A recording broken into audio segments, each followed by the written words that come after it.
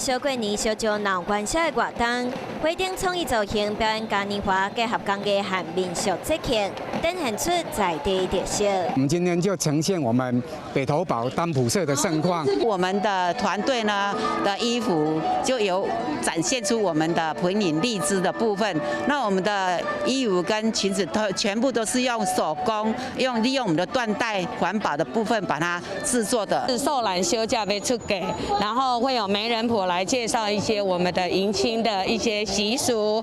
大家拢发挥创意，有真精彩的造型表演，让大家拢参加真欢喜。我非常的有教育性的在承办，让更多的孩子可以了解到为什么我们元宵要提灯笼。所以我手上拿的是这个已经是加工过的新型的这个菜头的元宵。众人嘛伫欢乐的气氛当中做伙祈福，希望疫情赶紧结束，大家拢会当平安健康。